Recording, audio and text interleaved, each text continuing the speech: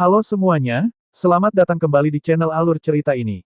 Sebelum kita mulai jangan lupa untuk tekan tombol like dan subscribe, agar kalian bisa selalu update cerita-cerita seru dan menarik di channel ini. Mari kita game on. Bab 441. Ketika Grey Wolf dan Shadow satu di luar melihat tuan mereka keluar, mereka tidak bisa menahan keheranan. Begitu cepat. Tuan, Anda sudah keluar. Ketika mereka mendekat, mereka melihat bahwa telinganya masih sedikit memerah. Mereka tersenyum dalam hati. Sungguh jarang sekali Tuan terlihat malu. Tapi apakah itu tidak terlalu cepat? Grey Wolf menatapnya dari atas ke bawah. Dia berpikir untuk meminta dapur Feng membuat beberapa tonik untuk tuannya malam ini. Tuan Neraka menenangkan dirinya, melirik kedua pria itu, dan melihat mereka menatapnya dengan pandangan aneh. Wajahnya menjadi suram. Apa yang kalian lakukan di sini? Pergi dan cari gadis Leng Suang itu. Juga, siapkan air panas untuk mandinya. Mendengar ini, Grey Wolf tersenyum, baiklah, bawahan ini akan pergi segera. Hahaha, tampaknya urusan sudah selesai. Dia khawatir sebelumnya tentang bagaimana Tuan akan memakan waktu selamanya untuk mengejar calon istrinya. Dia tidak mengharapkan bahwa hanya dalam sekejap tuannya menyelesaikan masalah dengan dokter hantu dan melakukan perbuatan itu di siang hari. Hehehe. Kecepatannya benar-benar membuat mereka tertinggal. Melihat Grey Wolf pergi dengan senyum gembira, Tuan Neraka agak bingung.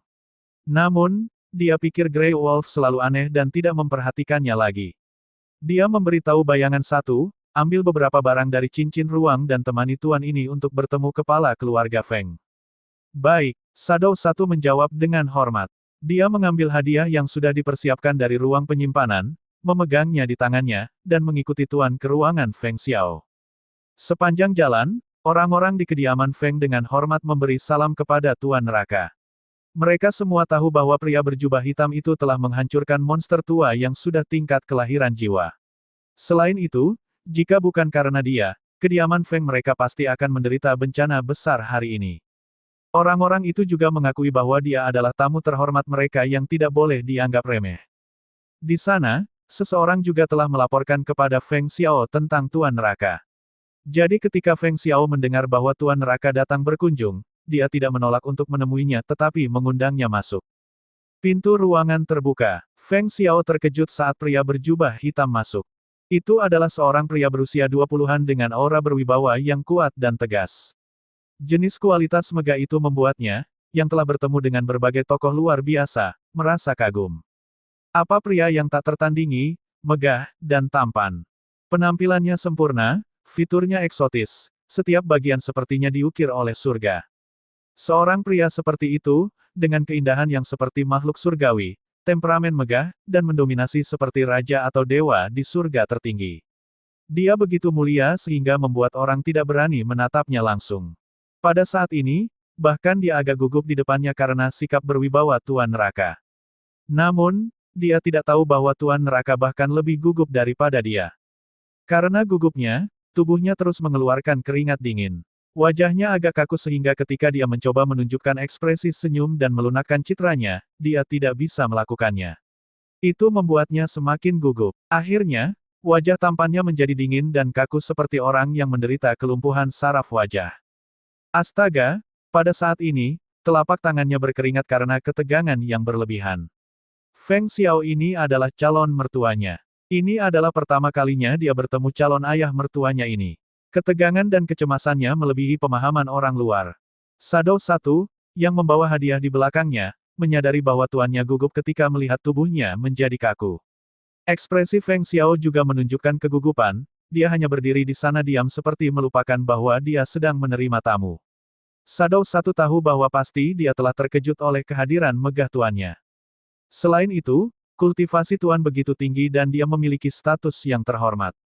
Dia lahir dengan martabat yang melekat pada dirinya. Jiwa mulianya tidak terbandingkan. Siapapun yang bertemu dengannya, termasuk kepala keluarga Feng. Hanya dokter hantu yang menjadi anomali di mana daya tarik Tuan tidak bekerja padanya.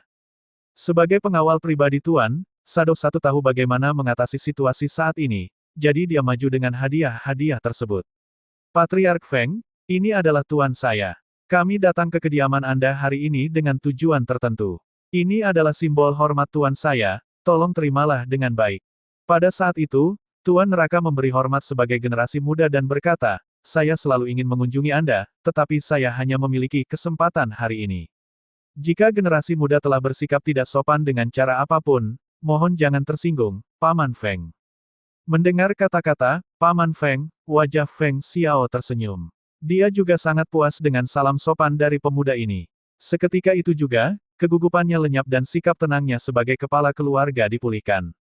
Dia tertawa keras, bagus, bagus, Anda sangat perhatian. Duduklah, mari kita bicara. Tuan Neraka juga merasa lega. Wajahnya akhirnya menunjukkan senyuman. Dia mengangguk, mendekati meja, dan duduk. Shadow satu mundur dengan hormat ke sisi begitu dia melihat kedua pria itu telah kembali normal.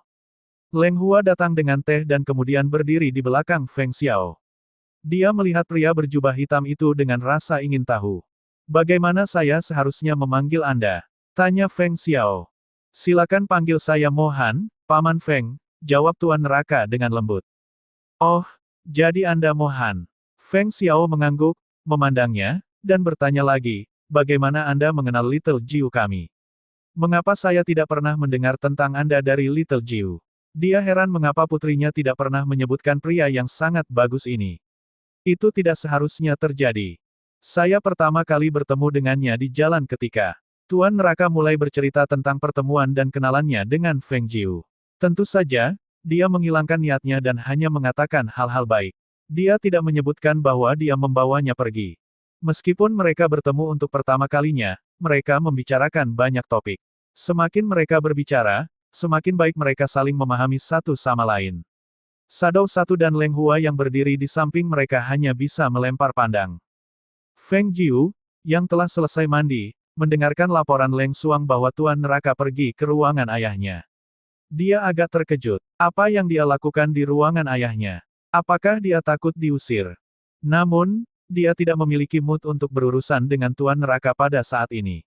Dia masih memiliki hal lain yang harus dilakukan. Jadi dia keluar dari ruangan dan memberitahu Leng Xuang, panggil beberapa kultivator inti emas ke sini. Saya memiliki beberapa hal yang harus saya sampaikan kepada mereka. Segera setelah dia selesai berbicara dan Leng Xuang belum meninggalkan ruangan, Grey Wolf yang memandang dari luar masuk dengan senyum di wajahnya. Dokter Hantu, apakah Anda membutuhkan seseorang untuk melaksanakan perintah Anda? Saya bisa membantu, katanya dengan antusias sambil berjalan ke arahnya. Dia berpikir untuk tampil baik di depannya. Anda, Feng Jiu melihatnya dengan aneh. Tuan selalu mengirim saya keluar untuk menyelesaikan berbagai hal. Meskipun saya juga seorang kultivator inti emas, teknik dan pengalaman saya jauh lebih baik daripada para kultivator inti emas lainnya. Sekarang Tuan berada di kediaman Feng untuk membantu Dokter Hantu menyelesaikan masalahnya. Jika ada masalah yang perlu diurus, Dokter Hantu bisa mempercayainya kepada saya. Saya tidak akan mengecewakan Anda. Feng Jiu terkejut melihat Grey Wolf memukul dadanya dan menunjukkan dirinya yang dapat diandalkan. Kapan dia pernah bertindak ramah dengannya? Biasanya, dia melihatnya dengan tidak suka. Sekarang dia datang menawarkan diri untuk melakukan perintahnya. Dia melirik sekeliling dan berpikir, tenaga kerja yang dikirimkan ke pintu rumahnya secara gratis tidak boleh disia-siakan. Lagi pula, teknik Grey Wolf dan kemampuannya untuk menyembunyikan napasnya memang lebih baik daripada 4 kultivator inti emas di bawah penyalurannya. Jika begitu, datanglah kemari. Dia melengkungkan jarinya, mengisyaratkan agar dia mendekat. Melihat ini, Grey Wolf bergegas maju dan mendengarkan instruksinya dengan telinga yang tertuju. Sambil mendengarkan, matanya berbinar dan kepalanya mengangguk dari waktu ke waktu. Ambillah. Setelah memberikan penjelasan, Feng Jiu melemparkan sebuah botol obat kepadanya.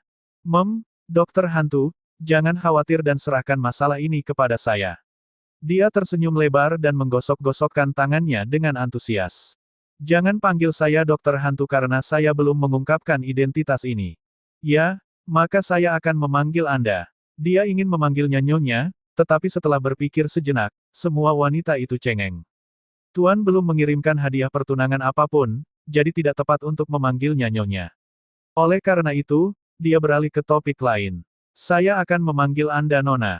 Panggilan yang tepat seperti Nyonya atau yang lain bisa diputuskan nanti. Sementara itu, di istana, Murongbo terlihat panik dan gelisah.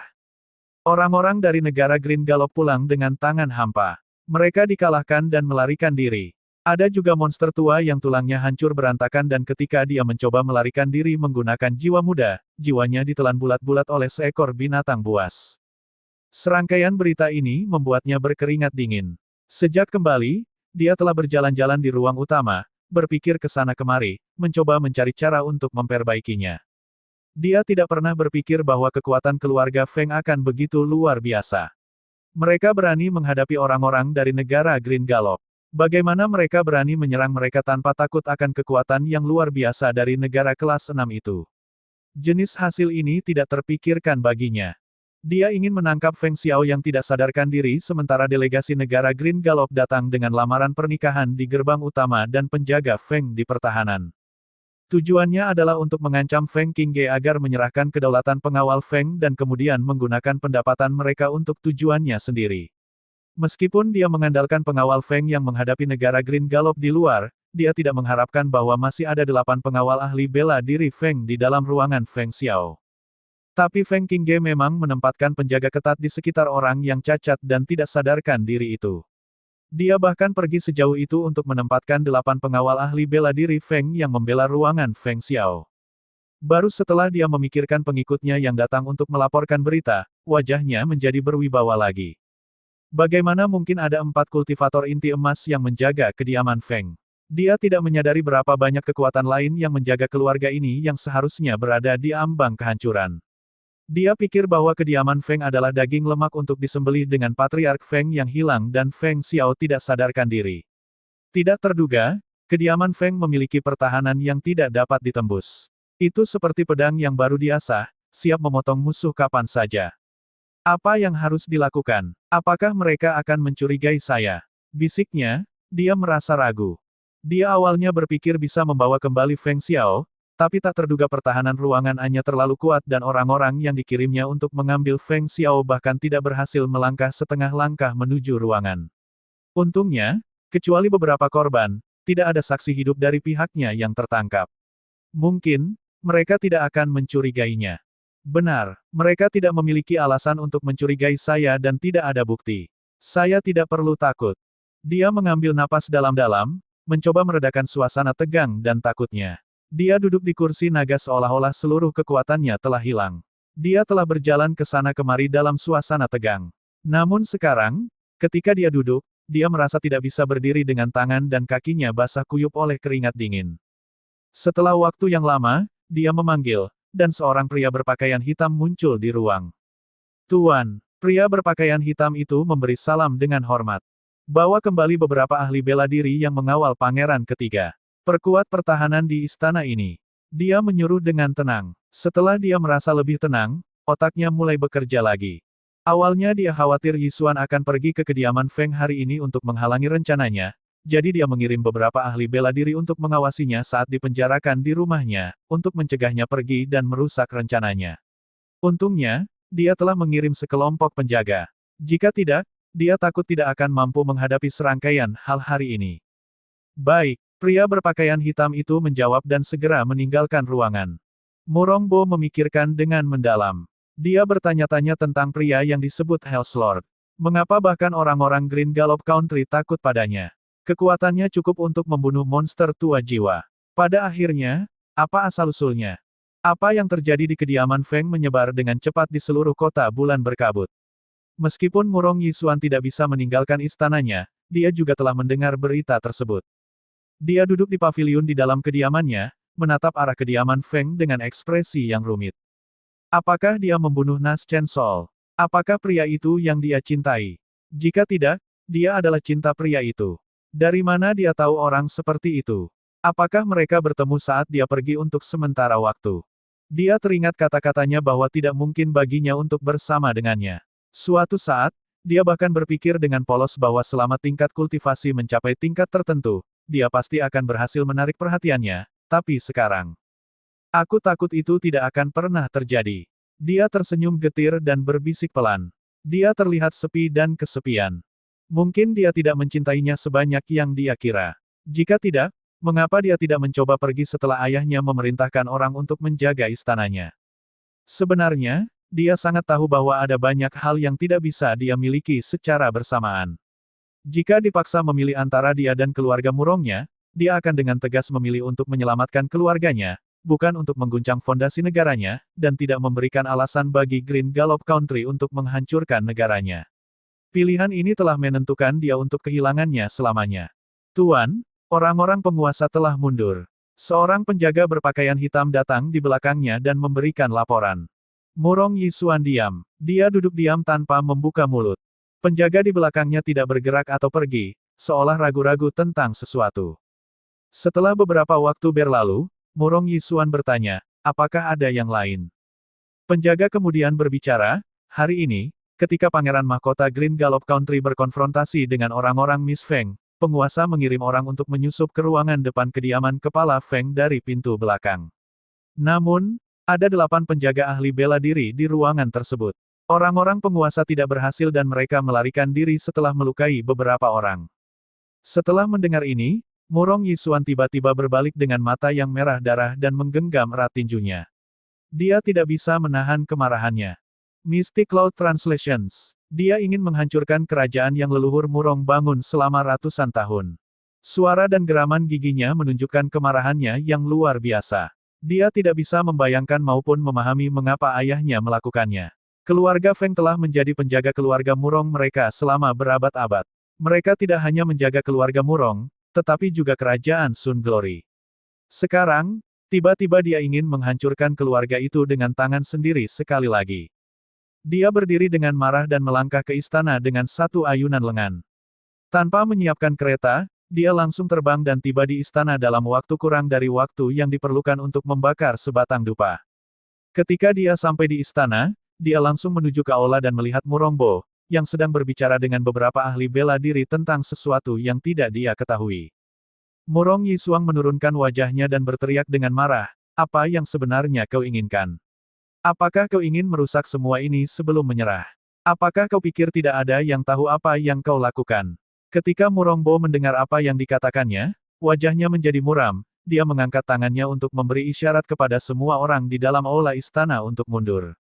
Lalu dia berteriak dengan keras, kau gila. Gila, aku tidak merasa gila, tapi kamu. Kau sudah menjadi gila. Kau gila ingin menghancurkan keluarga Feng, kau gila ingin menghancurkan pelindung setia kerajaan Sun Glory. Apakah kau pikir tidak ada yang tahu, perbuatan baik, yang kau lakukan? Apakah kau pikir tidak ada yang tahu bahwa upaya pembunuhan Paman Xiao dilakukan oleh anak buahmu? Apakah kau pikir orang yang kau kirim ke kediaman Feng untuk menangkap tawanan tidak akan tahu? Hahaha, ayahku, kapan kau menjadi begitu polos? Murong Yisuan tertawa mengejek. Dia melihat wajah terkejut ayahnya lalu berbalik dan melangkah pergi. Karena kata-katanya, wajah Murong Bo berubah sangat. Seluruh tubuhnya gemetar. Ketika dia melihat anaknya pergi, dia ingin memanggilnya dan bertanya bagaimana dia tahu bahwa Feng Xiao telah disergap dan dibunuh. Tapi dia sudah menghilang dari aula. Bagaimana ini mungkin terjadi? Bagaimana dia tahu itu? Aku jelas sudah melakukan pekerjaan dengan bersih, bagaimana mungkin dia tahu bahwa aku melakukannya? Bisiknya, suaranya gemetar. Apakah orang-orang di kediaman Feng tahu itu? Akankah mereka tahu? Meninggalkan istana, Murong Yisuan dipenuhi dengan kesendirian dan kesedihan. Dia menoleh ke arah istana. Dia pikir tidak akan lama lagi sebelum istana ini berhenti ada. Keluarga Feng menanggungnya saat pertama kali itu terjadi. Meskipun Paman Xiao masih tidak sadarkan diri, tidak ada gerakan di kediaman Feng dan tidak ada rencana untuk menangani keluarga Murong. Ini selalu jelas baginya. Tapi kali ini, dia takut tidak semudah itu untuk menekan. Meskipun dia tidak tahu banyak tentang Feng Jiu saat ini, dia juga bisa melihat bahwa dia bukanlah orang yang mudah ditaklukkan. Jika tidak, orang-orang dari Green Gallop Country tidak akan diajari pelajaran berkali-kali. Tiba-tiba, dia muak dengan itu. Dia merasakan dorongan untuk tidak tinggal di tanah ini lagi. Dia tidak ingin tinggal dan melihat kerajaan dihancurkan. Dia merasa ingin pergi, tetapi dia masih ingat orang itu di hatinya.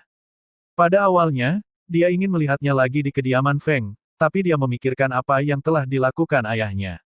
Dia berhenti berjalan, berhenti sebentar, dan melihat ke arah kediaman Feng. Pada saat itu, dia merasa rindu yang dalam dan keengganan yang kuat. Namun demikian, dia tetap melangkah pergi tanpa ragu. Di dalam kompleks keluarga Feng di ruangan Feng Jiu, Guan Xilin sedang berbicara dengan Feng Jiu tentang informasi terbaru dari pasar gelap. Untungnya, itu bukanlah hal biasa. Baru-baru ini, akhirnya menunjukkan sedikit kemajuan. Suara Guan Xilin terdengar agak ragu. Hanya saja, saya tidak menyangka bahwa potongan kecil giok seperti itu sebenarnya berasal dari negara Great Concord tingkat 3. Jika di masa lalu, dia bahkan tidak bisa membayangkan bahwa orang-orang dari negara kelas 9 kecil mereka akan berani bentrok langsung dengan orang-orang dari negara kelas 6. Lebih sulit lagi untuk membayangkan bahwa suatu hari mereka akan menyelidiki urusan negara tingkat 3. Nampaknya hidupnya telah berubah sangat besar sejak bertemu dengan Little Jiu. Dia bahkan yakin bahwa tidak hanya kekuatan tingkat 3, dia juga akan bisa masuk ke kerajaan tingkat 1 di masa depan. Oh, itu hal yang sangat ketat diatur adalah milik negara Great Concord tingkat 3. Feng Jiu mengangkat alisnya dan mengangguk. Itu seharusnya begitu. Apa itu? Guan Xilin bertanya dengan terkejut. Setelah mengetahui bahwa kakek dibawa pergi, saya telah menganalisanya. Pihak lain memiliki kedalaman yang tak terduga. Dia dengan mudah bisa menyusup ke Feng Residence untuk membawa kakek pergi tanpa melukai orang di sini. Dapat disimpulkan bahwa pihak lain tidak akan menyakiti nyawa kakek. Orang-orang yang memiliki tingkat kultivasi seperti itu tidak mungkin berasal dari Sun Glory Country. Mereka seharusnya berasal dari negara lain. Karena itu orang dari negara lain dengan tingkat kultivasi seperti itu dan juga seseorang yang kakek kenal, saya pergi ke kamar kakek setelah memberi tahu ayah. Dan kemudian, tebak apa yang saya temukan? Matanya menyipit menjadi senyum nakal. Melihat ekspresinya, Guan Xilin terkejut. Dia berkata dengan ekspresi aneh, jangan bilang kamu sudah menemukan penculik kakek. Hihi, belum. Tapi pasti kenalan kakek, kamu lihat saja. Dia mengambil gulungan dari ruang dan membukanya. Dia berkata, kamar kakek biasanya tidak dapat diakses. Saya tidak memperhatikannya sampai saya mencari-cari kamar itu hari itu. Gambar seorang wanita cantik. Guan Xilin terkejut karena lukisan ini agak aneh. Ini adalah gambar seorang wanita cantik, tetapi tidak hanya gambar kecantikan karena dia juga ditemani oleh seekor burung phoenix berwarna-warni. Namun, yang aneh adalah bahwa phoenix berwarna-warni itu mengibaskan sayapnya, tetapi ditangkap oleh wanita yang mengenakan gaun hijau muda sederhana dan elegan di dalam lukisan. Mata wanita cantik yang cerah dan jernih seperti air musim gugur yang jernih menunjukkan kemarahan. Dia melihat burung phoenix berkedip sayap dengan ekspresi aneh dan marah. Lukisan itu tampak hidup. Gaya melukisnya juga aneh dan berbeda dari lukisan biasa tentang seorang wanita cantik. Melihat lukisan yang aneh namun menghibur itu, dia tersenyum, saya tidak menyangka kakek juga mengoleksi gambar wanita cantik. Wanita dalam lukisan ini benar-benar cantik. Akankah itu potret neneknya? Namun, bagaimana mungkin seseorang menggenggam phoenix berwarna-warni? Lukisan yang aneh. Saya juga berpikir begitu, tetapi saya membawanya kepada ayah dan dia mengatakan bahwa dia belum pernah melihat wanita dalam lukisan itu sebelumnya. Selain itu, apakah kamu tidak merasa ada makna di dalamnya? Juga, gulungan gambar ini memiliki segel gambar roh. Dia tersenyum lembut, memikirkan arti lukisan itu, dan senyum di bibirnya sedikit mendalam. Mendengar kata-katanya, Guan Xilin menatapnya dengan kosong. Segel gambar roh. Apa itu? Ada fluktuasi spiritual dalam gambar wanita cantik ini. Dengan kata lain, gambar ini digambar oleh seorang kultivator abadi dengan kekuatan spiritual. Apakah kamu melihat dua sidik jari di bawah? Bukan cinabar, tetapi darah. Lukisan ini tidak hanya ornamental tetapi juga memiliki fungsi. Jika dua sidik jari itu menghilang, itu berarti bahwa orang itu sudah mati. Segel gambar roh ini mirip dengan lampu panjang umur dan juga memiliki fungsi yang sama. Tetapi lebih canggih. Saya pernah melihatnya dalam buku-buku kunomor secara umum, tidak ada segel gambar roh semacam itu yang muncul di negara biasa. Mendengar penjelasannya, Guan Xilin mengangguk karena dia hanya memiliki gambaran samar. Dia tidak tahu banyak tentang sihir kultivator abadi dan oleh karena itu hanya sedikit yang diketahuinya. Sambil melihat gambar itu, dia bertanya, apa yang kamu maksud dengan itu? Gaya melukisnya memang agak aneh, tetapi sepertinya tidak memiliki banyak arti. Nah, jika lukisan menggambarkan burung lain, itu baik-baik saja. Namun, yang ada dalam lukisan ini adalah burung phoenix berwarna-warni. Pikirkanlah, keluarga Feng kita kebetulan memiliki phoenix sebagai nama keluarga. Saya kira, tentu saja, itu hanya tebakan saya, Phoenix berwarna-warni ini yang mengibaskan sayapnya untuk terbang pergi seharusnya mewakili seseorang dari keluarga Feng kita. Dia tersenyum, ada sedikit rasa ingin tahu dan gosip di balik pikirannya. Jika benar-benar terjadi seperti itu, penculikan kakeknya sangat menarik. Namun, semua ini hanya tebakan dia. Secara khusus, mereka harus menunggu sampai masalah ini diselidiki secara menyeluruh. Mendengarkan penjelasannya yang hanya membuka sedikit demi sedikit, Guan Xilin bingung. Saya tidak memahami sebagian besar dari apa yang kamu katakan. Pada akhirnya, siapa yang menangkap kakek? Saya kira itu ada hubungannya dengan dia. Jarinya menunjuk ke segel di sudut bawah. Susi dari Great Concord. Melihat kata-kata ini, Guan Xilin terkejut. Apa arti nama ini? Feng Jiu menatapnya. Kakak, sepertinya otakmu tidak berfungsi. Ah, mengapa kakek menggantungkan gambar wanita cantik ini di kamarnya? Bagaimana mungkin ada Phoenix berwarna-warni di lukisan ini? Selain kesan yang cerdas pada lukisan ini, kata-kata kecil yang terukir di segel adalah Great Concord Sushi. Selain itu, fragmen giok juga menunjuk ke Great Concord Country tingkat 3. Tidakkah kamu bisa berpikir bahwa begitu banyak informasi bisa dihubungkan bersama? Jadi kakek berada di Great Concord Country, salah satu kekuatan besar peringkat ketiga. Apakah wanita bernama Susi yang telah membawanya pergi? Itu tidak mungkin kan? Wanita ini seharusnya menculik yang muda-muda, tetapi tiba-tiba dia membawa pergi seorang kakek. Tidak kelihatan aneh. Feng Jiu menyimpan gulungan lukisan itu dan berkata dengan senyum, jadi saya tidak khawatir bahwa nyawa kakek berada dalam bahaya. Saya juga memberitahu ayah tentang hal itu sehingga dia tidak perlu khawatir tentang kakek. Ketika hal-hal diatur di sini, kita akan menemukan kesempatan untuk melihat di sana. Kamu bisa yakin bahwa kakek tidak akan berada dalam bahaya, tetapi bagaimana dengan Tuan Neraka yang tinggal di sini sekarang? Dia tidak terlihat mudah didekati. Apakah dia berencana tinggal di sini untuk waktu yang lama? Apakah dia ingin membawamu bersamanya? Ekspresi aneh Guan Xilin membuatnya teringat pada pria berpakaian hitam, Tuan Neraka yang tak tertandingi dan megah. Dia agak menakutkan. Tekanan pria itu begitu kuat sehingga dia bisa merasakan ketakutan di kejauhan, apalagi melihatnya membunuh monster tua jiwa baru dengan mata kepalanya sendiri. Nah, pria itu memang sulit didekati. Biarkan saya katakan, saya merasa sedikit bersalah padanya juga karena saya mencuri banyak hal darinya. Saya sudah melakukan terlalu banyak perbuatan memalukan. Sekarang sang kreditur datang, saya juga gemetar. Saya tidak punya keberanian untuk berbicara. Wajahnya menunjukkan keputusasaan. Dia khawatir. Dia memikirkan ginseng ribuan tahun yang dicuri darinya dan barang-barang yang diambilnya dari paviliun harta waktu itu. Ini membuatnya merasa agak malu. Meskipun dia tidak kekurangan uang, dia tidak bisa, dengan sumber daya keuangannya, membeli barang seperti dia. Dengan hanya mengibaskan tangan besarnya, dia bisa memilih apapun yang dia inginkan dari ruang itu. Dia terlalu banyak memanfaatkannya. Jadi, ketika dia melihatnya itu seperti seekor tikus melihat seekor kucing. Dia hanya ingin menemukan tempat untuk bersembunyi.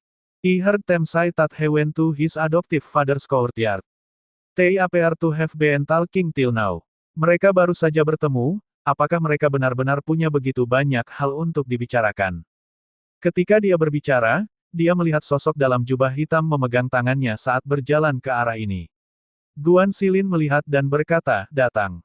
Kakak, mengapa saya tidak pergi dan bersembunyi di tempat Anda selama beberapa hari?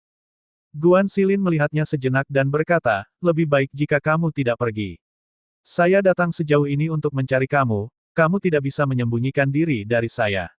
Sambil berbicara, dia berdiri dan tersenyum sambil melanjutkan, Little Jiu, saya akan kembali dulu. Jika ada yang kamu butuhkan dari saya, cukup kirim seseorang untuk memberi tahu saya. Tanpa berkata sepatah kata pun, dia segera keluar dari ruangan. Ketika dia lewat di depan Tuan Neraka, dia memberi hormat dengan tangan terkepal rapat dan berjalan keluar. Melihat ini, Feng Jiu menghela nafas dan bangkit. Dia berjalan ke pintu dan melihat keluar ke ruangan pada Tuan Neraka dan bertanya, berapa lama kamu berencana tinggal di sini? Saya akan menyusun sebuah ruangan untukmu. Ruangan ini cukup bagus. Tuan Neraka melanjutkan bicaranya dengan suara hangat perlahan saat dia duduk di meja bundar di ruangan. Akhir-akhir ini, saya tidak memiliki banyak hal untuk dilakukan jadi saya akan tinggal di sini untuk waktu yang singkat. Sebagai kepala keluarga, kamu tahu bahwa kamu tidak boleh lengah dalam memenuhi kebutuhan tamu. Setelah semua, Ayahmu telah mengatakan, agar kamu menemaniku untuk berjalan-jalan di kota untuk melihat pemandangan dan adat istiadat rakyat Kludi Moon City. Saya sangat sibuk, saya tidak punya waktu untuk menemani kamu berjalan-jalan. Jika kamu tertarik, saya bisa meminta orang lain untuk menemani kamu. Dia melingkarkan lengannya di atas dadanya saat dia bersandar di bingkai pintu, ekspresi di wajahnya jelas menunjukkan bahwa dia tidak peduli untuk menghabiskan waktu dengannya. Apa yang perlu kamu lakukan? Saya bisa membantu kamu. Dia melihatnya saat dia bersandar di bingkai pintu, berpakaian merah, kecantikan dan tubuhnya sangat sempurna. Namun, gerakan melingkarkan lengannya di atas dadanya seperti kekakuan seorang pria. Dagu wanita itu lembut tapi wajahnya memancarkan udara dingin dan sedikit kejahatan, seperti seorang pengacau. Ketika dia melihatnya, hatinya dipenuhi dengan keheranan. Dia tidak mengerti bagaimana dia bisa memiliki begitu banyak wajah. Begitu banyak temperamen yang berbeda. Dia jelas adalah orang yang sama. Ketika dia mau, dia bisa anggun dan bersikap santun seperti peri. Dia bisa memikat siapapun yang dia inginkan. Dia bisa polos seperti kelinci putih, tidak berbahaya seolah-olah siapapun bisa langsung datang dan menggigitnya, tetapi juga bisa licik seperti rubah, penuh dengan trik untuk membingungkan musuhnya dan membuat musuhnya masuk ke dalam situasi yang paling tidak terduga. Karakternya aneh dan sombong. Dia akan mengenakan setelan jubah berantakan dan berani pergi dan meraih paha seseorang. Cara dia menghadapi musuh adalah tanpa belas kasihan. Tubuhnya berbeda dan berubah-ubah, dan dia bisa mengambil nyawa Anda sambil berbicara dan tersenyum pada Anda. Tapi dia yang entah bagaimana memegang hatinya dan dia tidak bisa memahami apa yang menarik dari dirinya. Hal yang paling dibenci adalah bahwa dia begitu jelas tentang perasaannya, dan dia menyingkirkan dia. Dia akan selalu mengingat tatapan itu. Dia sangat marah sehingga dia ingin mendorongnya ke tempat tidur untuk mengajarkan pelajaran padanya. Nah, seperti pada siang hari. Ketika dia mengingat kembali adegan siang hari, wajah tampannya tidak bisa tidak melemah, dan bibir tipisnya memunculkan senyum kebahagiaan. Tetapi penampilannya, di mata Feng Jiu, telah menjadi sesuatu yang lain. Oh Tuan Neraka, bisakah kamu tidak menunjukkan semangat dan nafsu yang berlebihan seperti itu? Saya mendapat bulu kuduk. Memang benar, begitu kata-kata untuk merusak kesenangannya keluar, senyum di bibir Tuan Neraka berubah kaku dan matanya melintasi wajah Feng Jiu dengan marah. Wanita ini masih begitu tidak peka secara romantis. Tuan Neraka, saya memiliki banyak hal untuk diurus belakangan ini. Bagaimana mungkin Anda tinggal di rumah saya? Jangan ganggu saya untuk sementara waktu. Katanya sambil tersenyum. Ketika dia melihat kulit wajahnya tidak terlihat bagus, dia melanjutkan, meskipun saya bersyukur atas bantuan besar Anda bagi keluarga Feng, saya masih ingin menangani masalah dengan kekuatan saya sendiri. Dia bukanlah wanita yang bergantung pada pria. Dia terbiasa menangani banyak hal sendiri. Jika dia bergantung pada orang lain dengan buta, akhirnya dia akan mengembangkan kepribadian yang dependen. Wanita yang membutuhkan akan bergantung pada pria untuk nafkahnya, dan dia tidak akan pernah membiarkan dirinya menjadi wanita semacam itu. Mendengar kata-katanya, Tuan Neraka menatapnya dengan dalam dan melihat bahwa meskipun dia tersenyum, matanya sangat tulus. Setelah sedikit berpikir, dia mengerti apa yang dia maksudkan. Oleh karena itu, dia tidak membuka matanya. Suaranya yang rendah dan magnetik membawa nada sombong, Tuan ini juga bukan orang yang akan melakukan segalanya untukmu. Lalu itu sudah teratur. Leng Xuang, bawa Tuan Neraka ke ruangan Anya untuk istirahat. Dia memanggil. Leng Xuang masuk dan membuat gerakan mengundang kepada Tuan Neraka. Silakan ikuti saya. Meskipun kulitnya tebal, ada jejak kehilangan ketenangan karena malu di wajahnya karena dia terus-menerus menolaknya. Oleh karena itu, dia berdiri dengan tenang dan keluar setelah melempar pandang cepat kepadanya. Shadow satu melihat Feng Jiu yang bersandar di pintu dengan mata dalam. Dia mengikuti langkah tuannya dan keluar dari ruangan. Dia mendesah dalam hati. Bukankah semuanya baik-baik saja antara tuan dan dokter setan? Mengapa kedua orang ini masih bergaul dengan cara yang aneh? Feng Jiu menyaksikan mereka pergi dengan mata dalam. Dibutuhkan waktu lama untuk menarik kembali matanya dan masuk ke dalam ruangannya. Setelah menutup pintu, Feng Jiu masuk ke ruang untuk berlatih. Ketika malam tiba, Grey Wolf yang bertindak atas perintah Feng Jiu pergi ke istana sendirian. Dia diam-diam menyusup ke istana Murongbo. Dia mengolok-olok dalam hati saat melihat banyak orang yang menjaga 4 sudut istana. Jadi itulah jumlah orang yang melindunginya. Itu seperti membiarkan dirinya dalam khayalan. Ini adalah hal kecil untuk melukainya, tetapi jika dia telah melukai Dokter Setan, yang akan menjadi wanita masa depannya, dia akan berada dalam kesulitan besar. Botol obat yang diberikan Dokter Setan terlintas di pikirannya. Dia mengambil botol itu dan memainkannya. Matanya melihat ke segala arah dan meletakkan botol kembali. Dia menghindar dan terbang turun. Murongbo, yang telah waspada, tidak tahu bahwa seseorang telah menyusup ke istananya dan datang padanya. Setelah tengah malam, Grey Wolf kembali ke ruangan Feng Jiu dan melihat bahwa lampu telah padam.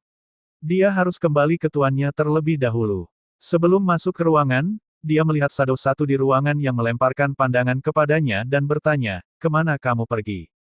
"Saya melakukan tugas untuk Dokter Setan." Dia tersenyum dan mengatakan dengan bersemangat. Ketika dia hendak memberitahu apa yang dia lakukan malam ini, dia mendengar suara tuannya dari dalam ruangan. "Masuklah." Mendengarkan suara yang dalam, Grey Wolf melihat dengan berhati-hati dan bertanya, "Bagaimana mood Tuan?" Setelah menerima perintah dari Dokter Setan, dia pergi untuk mengenal rute, jadi dia tidak tahu apa yang terjadi di properti Feng. "Anda tidak akan tahu sampai Anda masuk." Shadow satu mengisyaratkan dia untuk masuk tanpa mengatakan lebih banyak. Mendengar ini, Grey Wolf harus mengumpulkan keberaniannya dan masuk ke dalam ruangan. Ketika dia melihat tuannya duduk di samping meja, dia mendekat dan memberi hormat, "Tuan, bawahan ini telah kembali." Sambil minum anggur, Tuan Neraka bertanya tanpa mengangkat kepalanya, "Apa yang telah kamu lakukan untuknya?" Mendengar ini, Grey Wolf menjawab, "Bawahan ini pergi ke istana dengan obat yang diberikan oleh Dokter Setan. Itu adalah sesuatu untuk mengajar Murong Bo pelajaran.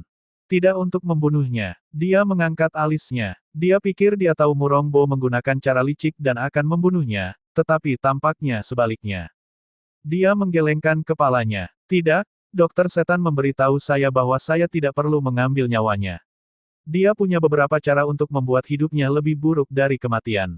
Sebenarnya, dia penasaran tentang efektivitas obat itu. Dia tidak tahu untuk apa itu digunakan." Tuan Neraka merenung sejenak dan kemudian berkata, "Jika dia bersedia menggunakanmu, berada di sekitarnya lebih banyak.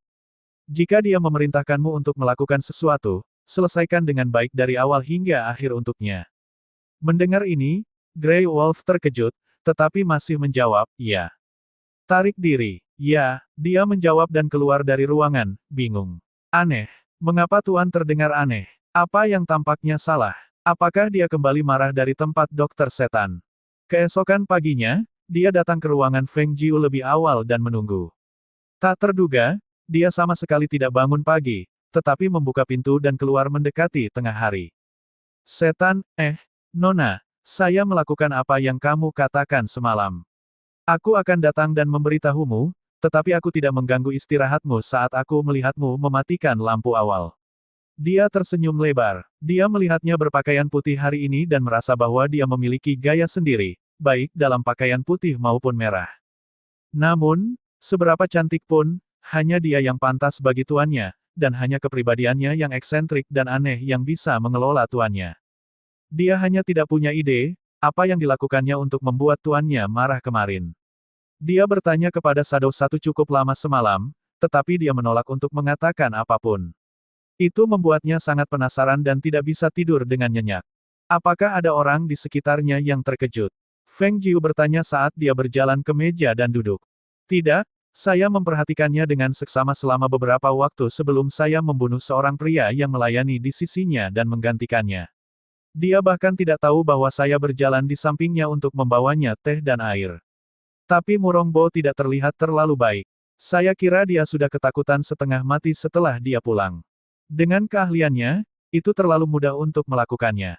Baiklah, itu merepotkan bagi Anda." Dia mengangguk dengan puas. "Hei, itu sama sekali tidak merepotkan. Jika itu tidak nyaman bagi Anda untuk keluar atau melakukan sesuatu nanti, Anda bisa meninggalkannya padaku untuk dilakukan. Omong-omong, Nona, apa sebenarnya efek obat itu? Bisakah itu benar-benar membuat hidup lebih buruk dari kematian?" Wajahnya penuh dengan rasa ingin tahu karena dia tidak terlalu mahir dalam obat-obatan dan dia benar-benar tidak tahu untuk apa obat dalam botol itu. "Jika kamu sangat ingin tahu, mengapa kamu tidak pergi dan melihatnya lagi malam ini?" Dia mengepalkan bibirnya dengan senyum dan tertawa dengan nada aneh dan dingin. Murongbo tidak akan membiarkan berita itu tersebar begitu kondisinya setelah minum obat itu terlihat.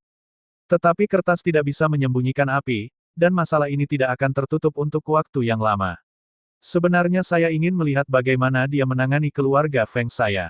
Melihat ekspresi senyumnya, Grey Wolf tidak bisa tidak mengingat metodenya.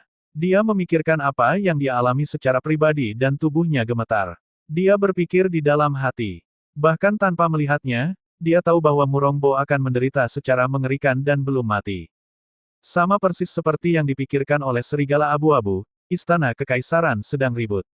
Istana Murongbo dipenuhi dengan suasana tegang dan berat. Raja yang tampak sehat semalam tidak bisa bangun pagi ini. Tidak hanya itu, seluruh rambutnya rontok meninggalkan kepalanya yang mulus seperti cermin, tanpa sehelai rambut pun tersisa, botak. Murongbo, yang penampilannya baru saja mencapai usia pertengahan, tampaknya telah kehilangan vitalitasnya dalam semalam.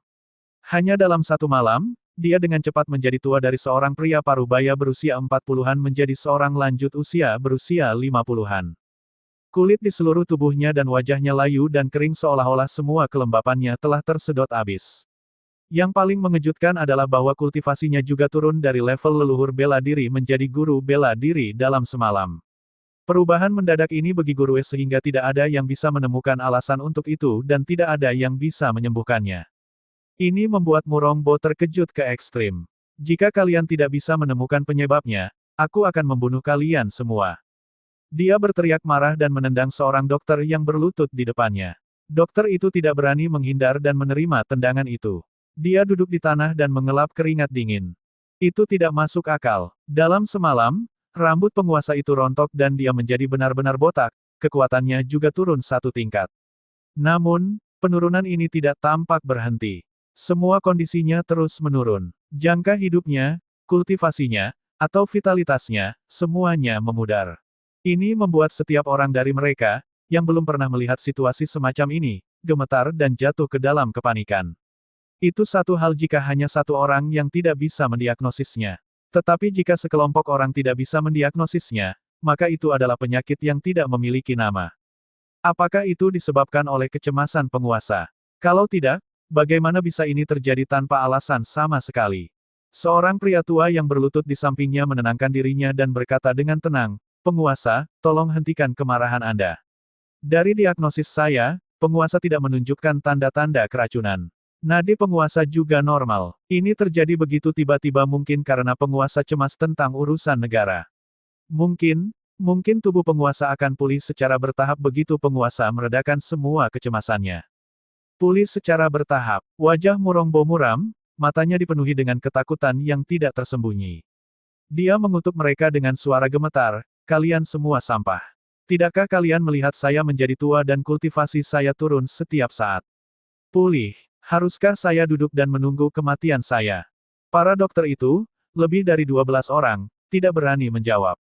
Satu persatu berlutut dan tidak berani mengangkat kepala mereka. Mereka belum pernah mengalami diagnosis seperti ini.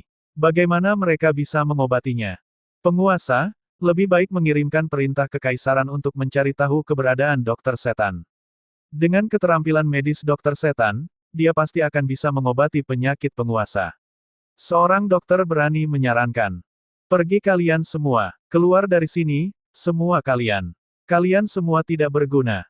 Murongbo berteriak marah. Dia meraih barang-barang di dekatnya dan melemparkannya kepada mereka. Membuatnya mengirim perintah kekaisaran. Bukankah itu memberitahu dunia bahwa dia sedang sekarat?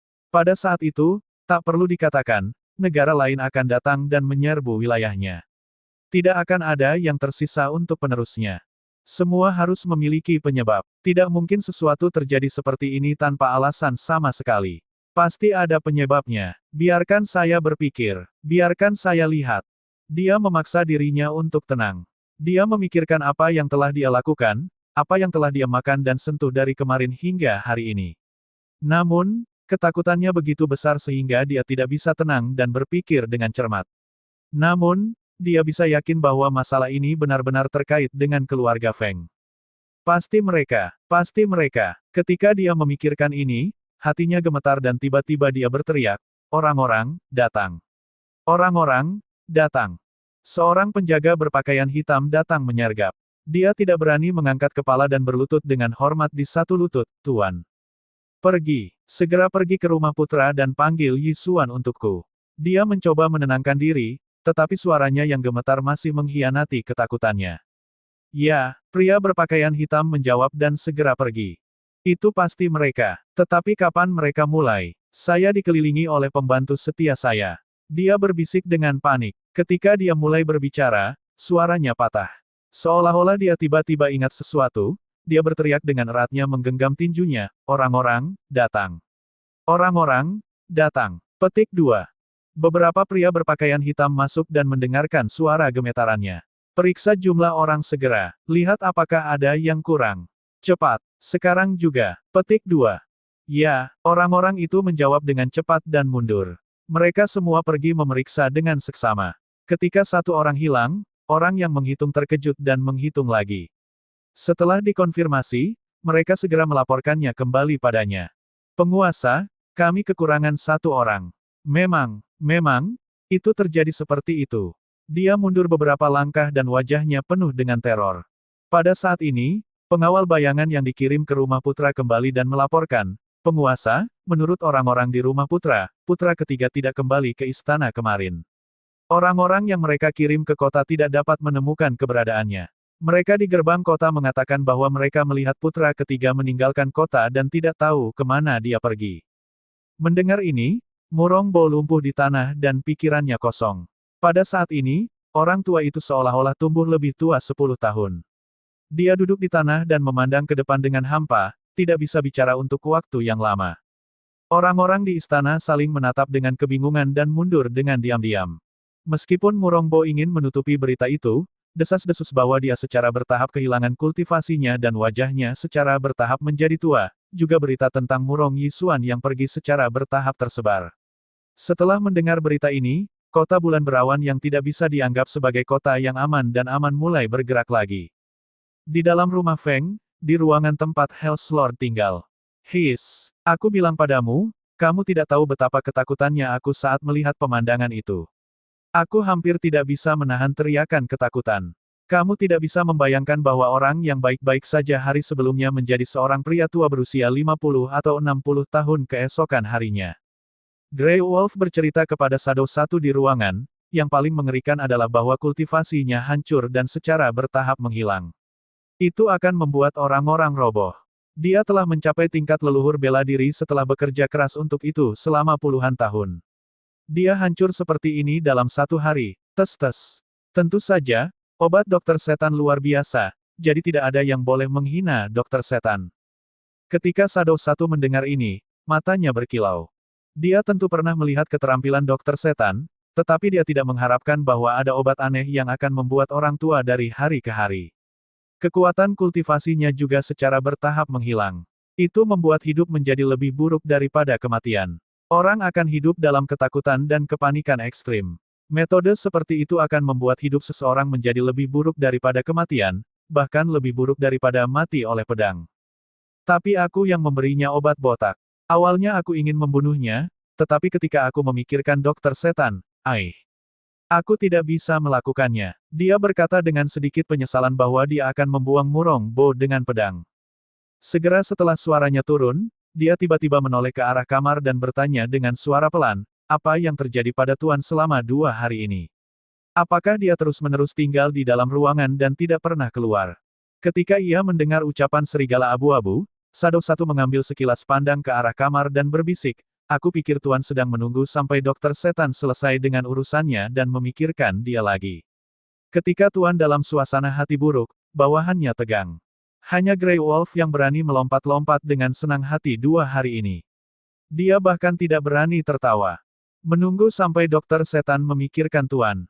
Ekspresi Grey Wolf menjadi aneh, dibandingkan dengan metode ini, aku pikir lebih praktis bagi Tuan sendiri untuk pergi ke ruangan dokter setan dan berada di sekitarnya. Menunggu sampai dokter setan memikirkan Tuan. Oh, itu tidak begitu enak untuk didengar. Mungkin Tuan terus menunggu dan menunggu sementara dokter setan lupa sama sekali tentangnya. Shadow satu meliriknya dan menyarankan, "Mengapa kamu tidak masuk dan memberi saran kepada Tuan?" "Aku lagi." Grey Wolf menatap dengan tajam, "Jangan terlalu berhati hitam. Mengapa kamu selalu menyarankanku untuk pergi setiap kali hal tidak berjalan lancar? Jika kamu punya keberanian, pergilah sendiri, aku tidak akan pergi.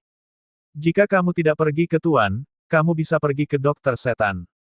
Shadow 1 melanjutkan, apakah kamu sering pergi ke dokter setan 2 hari ini?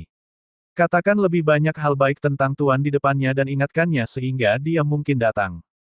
Mendengar kata-kata itu, Grey Wolf menjawab, meskipun aku sering pergi ke dokter setan akhir-akhir ini, aku belum banyak melihat orang-orangnya.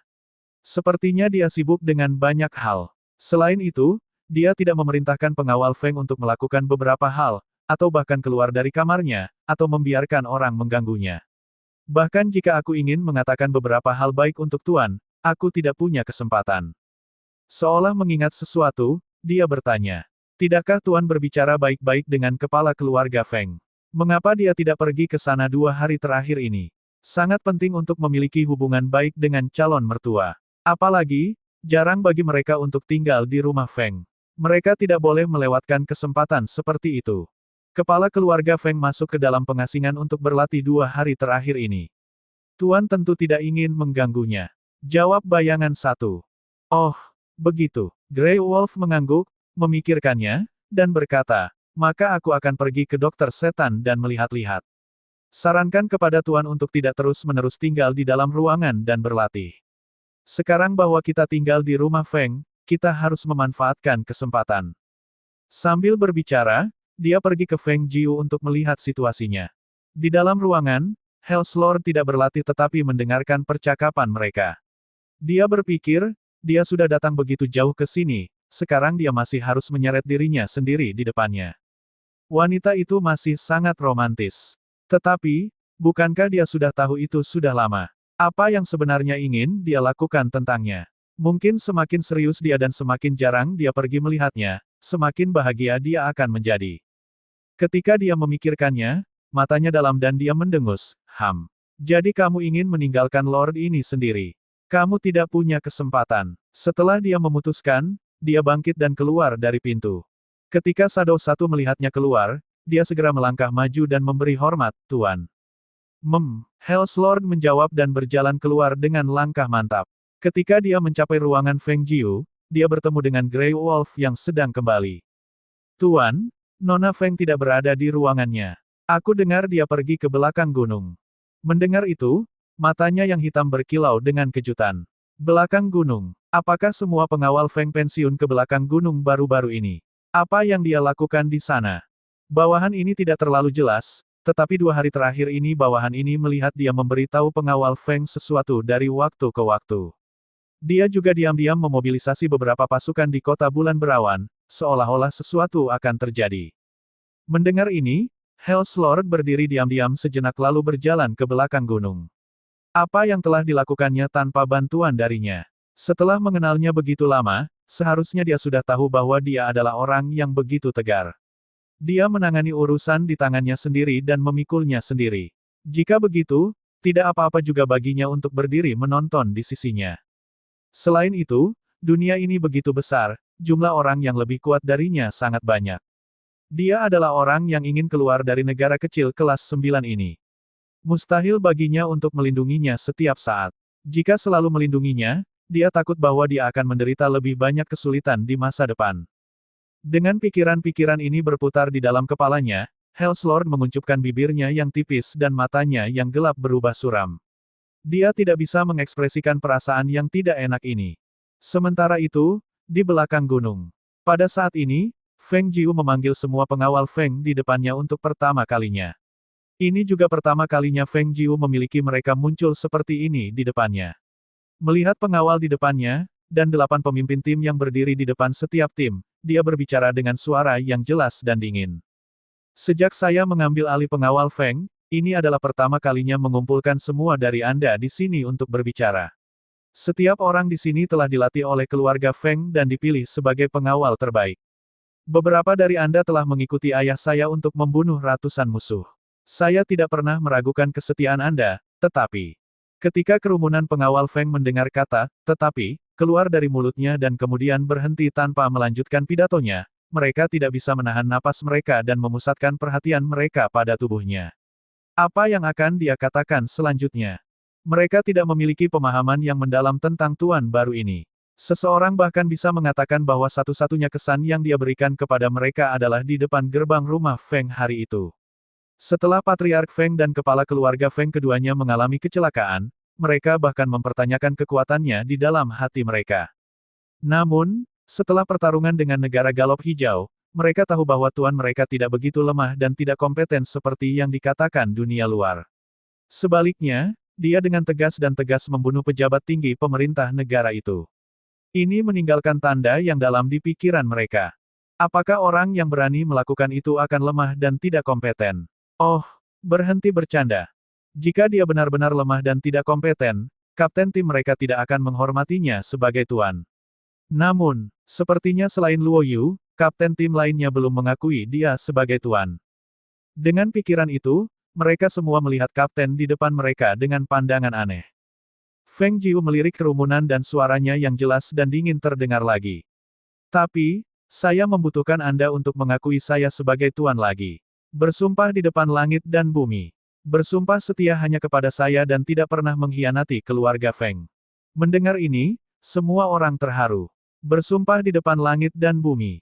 Mereka semua tahu bahwa jenis sumpah ini membuat kontrak dengan energi dalam mereka. Begitu sumpah ini dibuat, jika ada pengkhianatan, bahkan tanpa Tuan memberikan hukuman, langit dan bumi akan menghukum pengkhianat itu dengan petir langit. Meskipun mereka adalah pengawal Feng, mereka tidak pernah bersumpah-sumpah seperti itu. Apa arti sumpah ini? Tidak cukupkah untuk percaya kepada mereka? Semua orang gemetar pada pemikiran ini. Bukan bahwa mereka tidak ingin melakukannya, tetapi mereka merasa agak aneh. Mengapa repot-repot melakukan lebih dari yang diperlukan ketika dia tidak meragukan kesetiaan mereka? Namun, tepat pada saat itu, 8 kapten tim di depan berlutut dengan satu lutut dengan tangan mereka menunjuk ke langit. Suara dalam mereka yang dalam dan serius terdengar. Luo Yu, Fan Lin, Qi Kang, Wei Feng, Lu Yun, Gumo, Su Duo, Fang Cheng. Saya bersumpah di sini bahwa dalam hidup ini saya akan mengikuti Anda, tuanku, tidak pernah mengkhianati Anda, dan bersumpah kesetiaan saya. Saya bersumpah dengan sumpah ini di bawah langit dan di atas bumi. 8 dari mereka berbicara dengan suara yang rendah dan serius pada saat yang sama. Suara mereka yang kuat terdengar oleh pengawal Feng di belakang mereka saat mereka mengucapkan sumpah mereka. Di depan mata Feng Jiu, seiring suara mereka mereda, 8 pola kompleks dan kuno muncul dari tanah di bawah mereka. Pola itu kemudian pecah menjadi sinar cahaya yang menembus di antara alis mereka dan menghilang. Pada saat yang sama, semua pengawal Feng di belakang segera berlutut, mata mereka terfokus pada tubuh Feng Jiu. Suara mereka yang kuat memiliki momen yang megah seperti membunuh musuh, dan kemampuan untuk mengguncang gunung. Saya bersumpah di sini bahwa dalam hidup ini saya akan mengikuti Anda, tuanku, tidak pernah mengkhianati Anda, dan bersumpah kesetiaan saya. Saya bersumpah dengan sumpah ini di bawah langit dan di atas bumi. Sebuah pola besar secara perlahan menyebar di bawah kaki semua pengawal Feng, saat mereka mengumpulkan kekuatan misterius mereka, cahaya yang menghilang saat memasuki alis mereka. Kemegahan adegan ini diamati oleh Hell's Lord yang tidak terlalu jauh. Bahkan tatapannya yang tak bergerak sejenak goyah saat dia menatap dengan tajam pada sosok merah. Shadow 1 dan Grey Wolf yang berdiri di belakangnya mengamati adegan di depan dan juga terkejut. Tidak mudah bagi semua orang itu dengan sukarela mengakui dia sebagai tuan mereka dan bersumpah demi langit dan bumi. Bersumpah demi langit dan bumi berarti menaruh nyawa mereka di tangannya. Mereka mengira 1 atau 2 orang itu baik-baik saja. Namun, lebih dari 100 pengawal Feng telah bersumpah kesetiaan kepada dia tanpa pikir panjang, itulah yang benar-benar membuat mereka terkejut. Tetapi yang paling mengejutkan adalah apa yang dikatakan Ghost Doctor selanjutnya. Leng Xuang, Leng Hua, turunkanlah barang-barang yang sudah kalian siapkan. Ya, Leng Xuang dan Leng Hua yang berdiri di belakang Feng Jiu menjawab. Mereka berjalan mendekati Luo Yu dan memberikannya keranjang berisi botol-botol pil obat. Berikan sendiri. Luo Yu melihat keranjang tersebut dengan gembira dan bertanya kepada Feng Jiu, Tuan. Ini apa? Ya Tuhan, bukankah itu apa yang dia kira itu, bukan? Feng Jiu meliriknya sekilas dan berkata dengan suara yang meresapkan ki yang dalam, ini adalah pil obat yang dapat membangun rudal maju. Setelah Anda mengonsumsi pil, Anda harus bermeditasi di sini. Ada 4 pemilik inti emas di sekitar yang akan melindungi Anda sehingga Anda tidak perlu khawatir diganggu. Ketika semua orang mendengar ini, mereka semua terkejut dan berseru, apa? Pil obat. Apakah ini benar-benar pil obat untuk kemajuan? Benar, benar. Lihat di sini, saya mendapatkannya. Seorang pengawal Feng yang menerima botol pil obat itu melambai-lambaikan botolnya dengan penuh semangat. Ini benar-benar pil obat, bahkan ada nama pilnya di atasnya. Ya, berapa botol di sini? Bagaimana Tuan bisa mendapat begitu banyak obat? Mereka semua menghembuskan nafas dan merasa luar biasa dengan apa yang sedang terjadi. Di negara kelas 9 mereka, obat biasa jarang dan sulit didapatkan, apalagi pil obat seperti ini. Kalian semua belum tahu, tetapi identitas lain saya adalah Ghost Doctor. Di masa depan, Anda tidak akan kekurangan obat yang Anda perlukan. Feng Jiu berkata dengan senyum. Suaranya yang samar menyebabkan hati semua pengawal Feng menjadi liar dengan kegembiraan. Ya Tuhan, Nyonya adalah Ghost Doctor, dan dia tidak hanya bisa memberikan resep, tetapi juga membuat obatnya. Tidak heran dia ingin mereka bersumpah. Jika mereka tidak bersumpah demi langit dan bumi, mereka bahkan tidak akan mengetahui identitasnya, karena ini terlalu mengejutkan. Pada saat ini, mereka akhirnya tahu mengapa bahkan para budak inti emas akan mengakui dia sebagai nyonya mereka. Karena dia bisa menghasilkan begitu banyak pil obat, seberapa menakutkan peringkat mistres mereka dalam alkimia. Mungkin banyak ahli alkimia tidak bisa dibandingkan dengannya. Demikian pula, mereka tidak bisa tidak bertanya-tanya, apakah kuda dan hewan peliharaan yang dimiliki nyonya begitu luar biasa, mungkin mereka diberi makan pil obat atau eliksir lainnya. Jika tidak, bagaimana mungkin hewan peliharaan kecil yang gemuk dan berwarna putih salju tiba-tiba menjadi lebih besar dari singa? Penampilannya yang ganas menimbulkan lebih banyak ketakutan daripada binatang buas lainnya. Mereka gagal memahami bagaimana Old White menyelamatkan Patriark Feng dari penyerang berperingkat puncak martial Ancestor sebelumnya. Tetapi sekarang nampaknya, jawabannya pasti terletak pada makanan dan pil obat yang dikonsumsinya. Setelah menerima pil obat dengan gembira, mereka memeriksa pil di tangan mereka. Mereka tidak tahu kelas pil itu apa. Namun, Sang Tuan mengatakan bahwa ada 4 budak inti emas untuk melindungi mereka, jadi mereka duduk bersila, mengonsumsi obat, dan mulai bermeditasi. Feng Jiu melirik para pengawal Feng yang mulai bermeditasi setelah mengonsumsi pil obat. Dia menyerahkan urusan di rumah untuk diurus oleh Leng Xuang dan Leng Hua. Bagaimanapun, ayahnya juga baru saja maju. Sekarang pengawal Feng mengikuti langkah yang sama. Beberapa hal kecil di rumah tidak bisa dibiarkan tidak diawasi. Dia memurnikan pil obat di dalam ruang ini beberapa hari belakangan. Kalau tidak, tidak akan ada begitu banyak pil obat yang tersedia untuk digunakan oleh pengawal Feng. Selain itu, Murong Bo tidak bisa menjaga ketenangan dan seharusnya membuat beberapa gerakan dalam beberapa hari ini.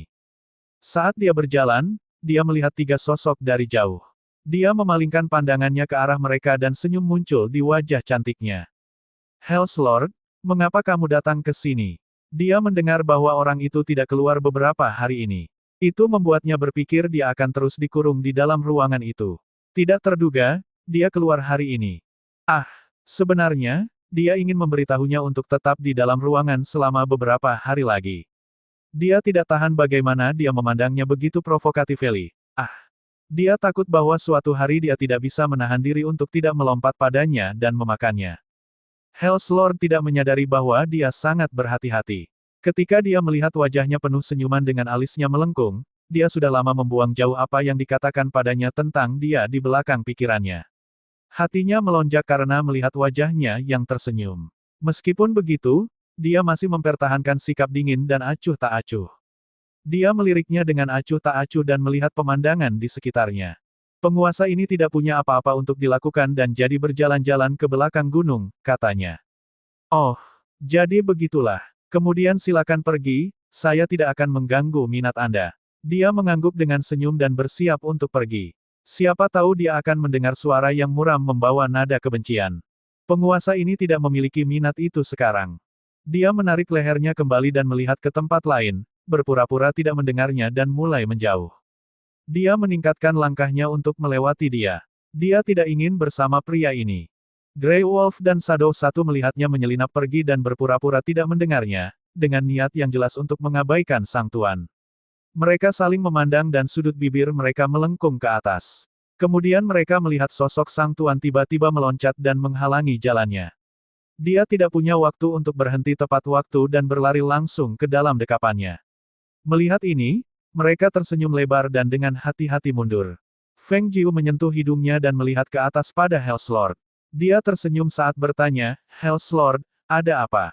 Aku sudah di sini beberapa hari ini, dan kau tidak melakukan tugasmu sebagai tuan rumah.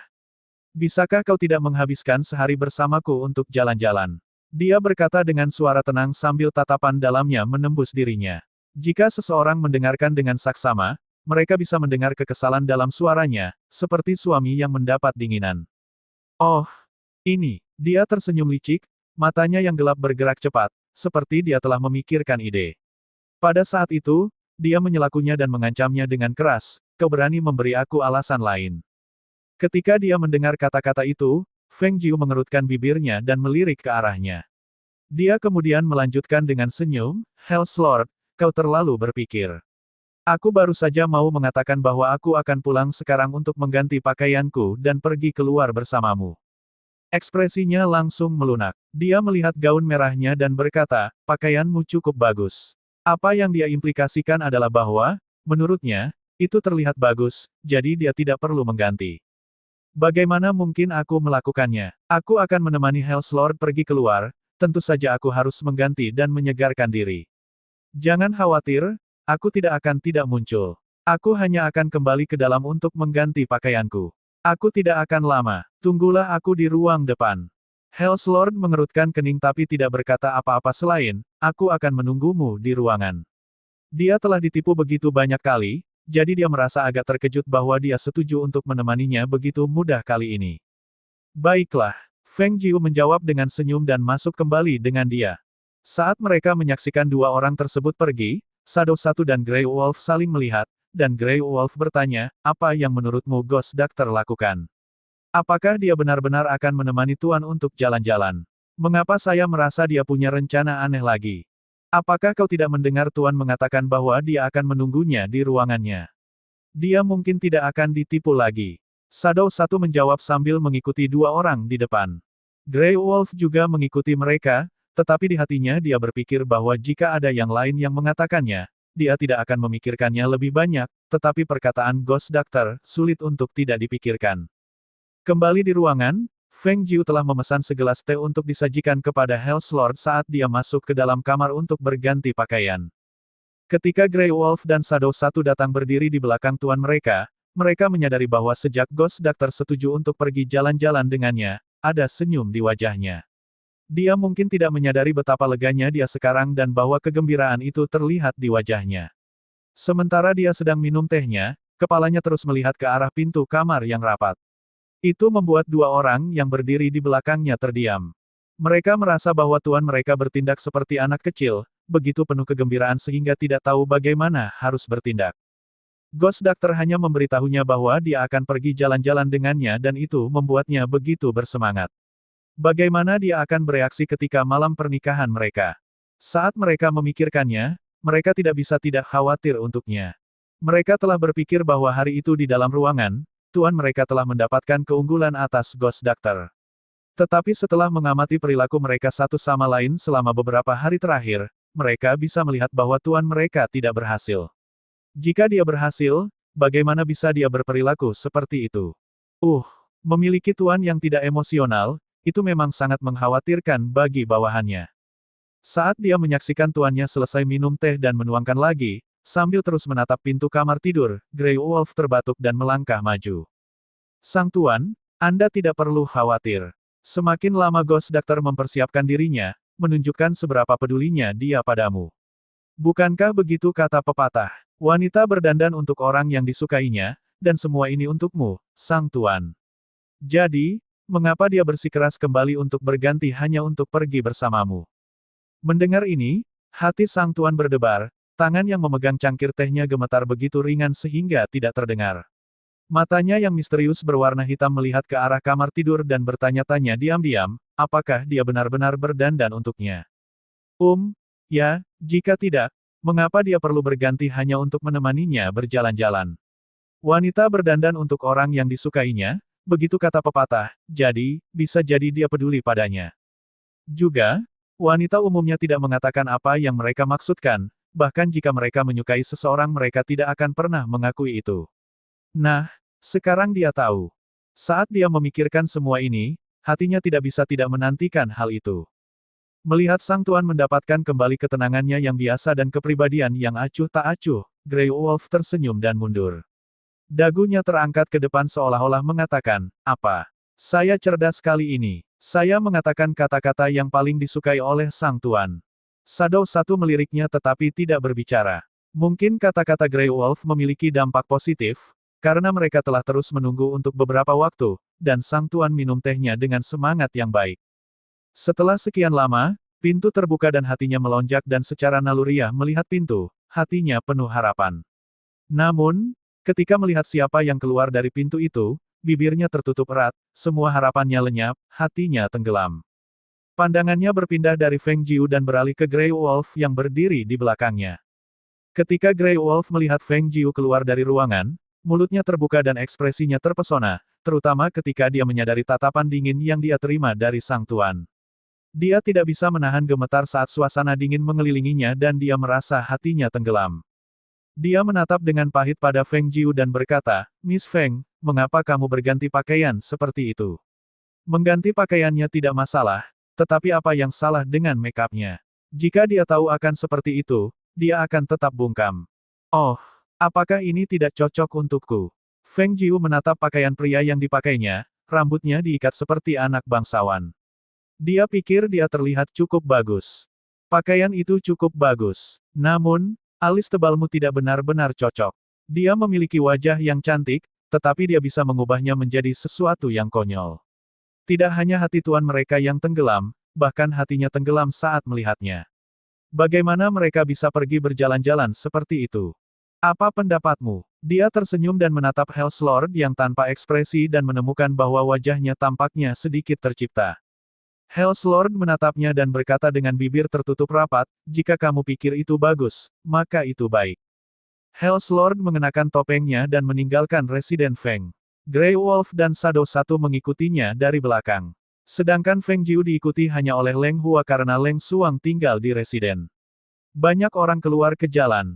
Terpesona oleh temperamen yang luar biasa, sejumlah wanita di jalan terus melemparkan pandangan menggoda padanya. Namun, beberapa orang juga mengenali bahwa Hell's Lord yang memakai topeng adalah orang yang membunuh monster tua dari jiwa hasta di depan gerbang residen Feng hari itu. Mereka tidak berani mendekatinya dan hanya melihatnya dari jauh sambil berbicara tentangnya dengan suara rendah.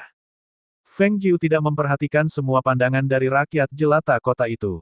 Dia bertanya kepada Hell's Lord yang berjalan di sisinya dengan senyum, kota ini memiliki restoran bubur yang cukup bagus. Mengapa kita tidak pergi makan di sana dan kemudian berjalan-jalan? Mendengar ini, Hell's Lord menyadari bahwa dia belum sarapan pagi ini. Dia mengangguk, ayo kita pergi. Tempatnya persis di seberang jalan. Dia tersenyum dan membawa mereka ke sebuah warung bubur. Warung itu terletak di sudut jalan. Pemiliknya adalah pasangan tua. Biasanya, ada sekitar 3 hingga 5 pelanggan di warung tersebut. Saat ini, tidak ada pelanggan di sana, mungkin karena sudah dekat dengan waktu makan siang. Hell's Lord dan Feng Jiu duduk di satu meja sementara Grey Wolf, Shadow satu, dan Leng Hua duduk di meja lain. Mereka masing-masing memesan satu panci bubur bunga bakung segar. Ketika pemilik warung melihat bahwa mereka masih memiliki pelanggan, mereka tersenyum dan mata mereka terpejam. Mereka mengirimkan beberapa hidangan pendamping kedua meja itu. Coba saja, dia meletakkan mangkuk di depannya. Rasanya lebih enak dengan hidangan pendamping. Hell's Lord melihat bahwa dia menyendok bubur ke dalam mangkuk untuknya. Dia juga mulai melakukan hal yang sama untuknya. Makanlah. Jika belum cukup, kita bisa memesan panci lain. Matanya berbinar saat melihatnya menyajikan mangkuk bubur untuknya. Tetapi dia tidak bisa menahan tawa setelah mendengar kata-katanya, sudah cukup bagus dua orang bisa menghabiskan satu panci bubur. Selain itu, ada banyak camilan di kota. Kami sudah berjalan sepanjang jalan, makanan adalah hal terakhir yang harus kita khawatirkan. Dia mencampur hidangan pendamping dalam bubur dan mulai makan. Pagi ini tidak ada yang mengisi perutnya. Dia sibuk menangani urusan Feng Guard dan berniat makan setelah kembali ke ruangannya. Dia tak terduga bertemu dengannya di tengah jalan. Karena dia memintanya untuk pergi berjalan-jalan, maka ya, pergi berjalan-jalanlah kita. Melihatnya makan dengan bahagia, Helslord mengambil beberapa sendokan sambil juga menyendokkan hidangan pendamping ke mangkuknya. Sebuah panci bubur kecil sekitar 4 hingga 5 mangkuk. Selain satu mangkuk yang sudah dimakannya, Feng Jiu menghabiskan semua bubur yang tersisa. Sekarang kenyang. Sudah kenyang. Dia mengusap perutnya. Sebuah panci bubur memang sangat mengenyangkan. Selain itu, makan sampai kenyang membuatnya agak enggan bergerak. Bagaimana ini? Ketokan. Dia kentut dan tertawa canggung. Ayo berjalan untuk membantu mencerna makanan. Kemudian kita akan mencari tempat untuk mendengarkan musik dan menikmati pemandangan. Helslord tidak memiliki preferensi, dia hanya ingin menghabiskan lebih banyak waktu dengan dia. Jadi dia mengikuti kemanapun dia pergi dan menemani dia dari pagi hingga senja. Sampai Leng Hua datang ke depan dan kemudian topiknya berubah. Leng Hua memberitahunya bahwa dia akan pergi lebih dulu untuk menyiapkan tempatnya. Mata gelap Helslord bergeser sedikit padanya. Dia benar-benar menemaninya sepanjang hari. Langit telah gelap sejenak yang lalu. Apakah dia menyusun program apapun untuknya? Ketika dia memikirkannya, hatinya bergerak dan dia mulai menantikannya. Mistress, sudah siap. Leng Hua kembali dan melaporkan, berdiri di belakangnya dengan jarak seperti biasanya. Helslord, ayo pergi. Puncak hari ini akan segera tiba. Saya khusus menyiapkan ini untuk Anda. Dengan senyum licik dan mata yang membawa sedikit misteri, dia membawanya ke sebuah bangunan dengan dua lentera merah tergantung di depan pintu. Ketika Grey Wolf dan Shadow 1 melihat bangunan di depan, mereka tidak bisa tidak merasa sebuah firasat buruk di dalam hati mereka. Mengapa dekorasi bangunan ini begitu mirip dengan ketika dia dikirim keluar untuk melayani di rumah bordil? Apakah ini bisa jadi sebuah rumah bordil? Ketika dia teringat akan hal ini, bibirnya bergerak dan wajahnya menjadi aneh. Dia ingin membuka mulutnya, tetapi tatapan dari tuannya tampak agak penuh harapan. Dia tidak bisa tidak diam dan hanya menatap ke arah Ghost Doctor. Dia bisa melihat wajahnya penuh dengan kegembiraan. Melihat ini, dia tidak bisa menahan diri untuk melirik ke arah Shadow 1. Dia melihatnya menatap lantai dengan tatapan berpikir. Dia mengangkat lengan bajunya dan mengusap butiran keringat dingin dari dahinya, berharap dia salah. Kalau tidak, membawa tuannya untuk mengunjungi sebuah rumah bordil. Dia tidak berani membayangkan ekspresi apa yang akan dimiliki tuannya ketika masuk. Sebuah gagasan seperti itu mungkin tidak terpikir oleh orang biasa. Namun, tampak cukup normal jika digambarkan pada karakter aneh Ghost Doctor. Dia berkata, bagaimana mungkin Ghost Doctor dengan mudahnya menyanggupi untuk menemani tuannya sepanjang hari ini.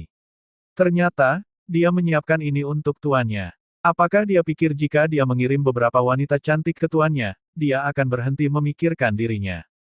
Jika seseorang ingin tahu seperti apa kecantikan, tidak kekurangan wanita cantik di istana Helslord. Namun, Helslord tidak mempedulikan wanita-wanita itu. Jika tuan benar-benar ingin menghabiskan waktu dengan beberapa wanita cantik, dia tidak akan tergesa-gesa datang ke sisi Ghost Doctor dengan melewati jarak yang jauh. Berbicara tentang itu, dia benar-benar aneh. Apa yang dilihat oleh tuan di Ghost Doctor? Dalam hal kecantikan, meskipun dia sangat cantik, itu tidak sepadan untuk mereka yang terbiasa dengan berbagai macam wanita cantik. Apakah ini tentang bakat kultivasinya? Ada lebih banyak wanita yang berbakat daripada Ghost Doctor. Lalu, apakah karena dia bisa meracik obat-obatan? Itu bahkan lebih tidak mungkin. Tuan tidak seperti orang yang begitu dangkal. Bagaimana mungkin dia menyukainya karena alasan itu dan memiliki hati untuknya? Maka, harus karena karakternya yang licik, berubah-ubah seperti rubah dan trik-trik eksentriknya yang membuat tuan jatuh cinta. Ketika dia sampai pada kesimpulan ini, bibirnya tanpa sadar melengkung. Tuan pasti memiliki kecenderungan masokis. Semakin dia menderita karena perlakuan Ghost Doctor, semakin dia ingin melompat ke atas Ghost Doctor. Tuan, tiba-tiba, suara Shadow 1 menarik pikirannya dari pengembaraannya. Dia melirik ke arah Shadow 1 yang menutup perutnya dengan satu tangan. Wajah Shadow 1 terlihat tidak enak. Bawahan ini mungkin akan sakit perut karena keracunan makanan. Bolehkah bawahan ini diperbolehkan untuk mundur? Helslord melirik ke arahnya dan menjawab dengan acuh tak acuh, pergi. Terima kasih, Tuan. Begitu Shadow 1 mengucapkan terima kasihnya, dia segera berbalik dan pergi dengan cepat. Grey Wolf dibiarkan menatap, bingung. Orang ini berhasil kabur. Grey Wolf sedang memikirkan apakah dia harus mengikuti contohnya, tetapi kemudian dia melihat Ghost Doctor sudah membawa tuannya untuk masuk ke dalam bangunan. Melihat ini, dia hanya bisa mengikuti dengan wajah pahit. Tidak ada suara di dalam bangunan, mungkin karena tempat ini sudah dibersihkan. Seorang wanita cantik berusia 30-an datang dengan kipas yang cantik berkelebatan di tangannya, memutar pantatnya yang montok dan pinggangnya yang ramping, bergoyang 3 kali untuk menyapa mereka. Ayo, kami telah menunggu para tuan muda datang. Para gadis sudah siap sejak lama. Baru saja, beberapa dari mereka bertanya, mengapa para tuan muda belum datang? Wanita cantik itu berpakaian dari muslin merah transparan. Dia memiliki pantat yang montok dan pinggang yang ramping, ditambah dengan dada putih salju yang hampir jatuh. Orang itu terlihat sangat mencolok. Dia dengan lembut memukul Feng Jiu dengan sapu tangan merah di tangannya sementara tangannya yang lain menyebarkan kipas setengah menutupi bibirnya yang tersenyum merah.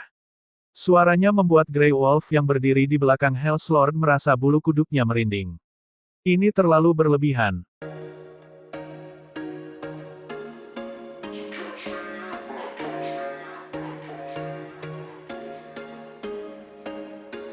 There was once a day that I would pray for you. I'd go and misbehave just so you'd notice too. Sneaking looks up and down from across the room. And damn, what a hell of a